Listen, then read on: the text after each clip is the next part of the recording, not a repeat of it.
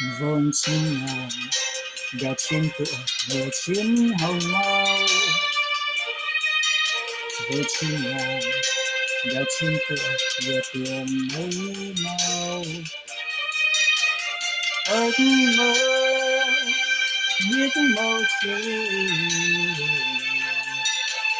thật sớm nơi biển đêm sơ thành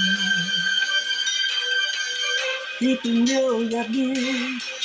đình chỉ là khi buồn khơi thở than vì những hoang tàn khi tình yêu độc tâm yêu hết tan biến xa kẻ đánh cắp trái tim vị thương em trở lại đây những anh bình minh nơi ta chỉ vì em có thấy tiếng sông gần nhau vẫn cách đó em có thấy những tiếng thường trên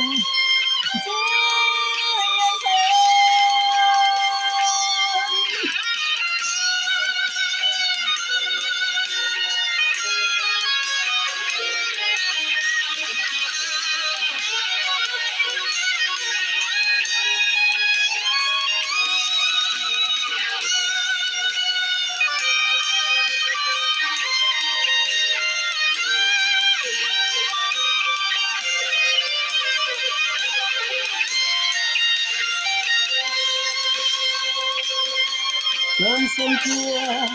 anh trên mây đến nơi cơn ngàn tình yêu thương như tận thế xin cơn gió khiến ta sôi đường nhưng yêu thương khi trong kẻ đánh cắp trái tim vị thơm em ơi trở lại đây những ngày bình minh nói ta chỉ vì em có thấy tiếng sông gần nhau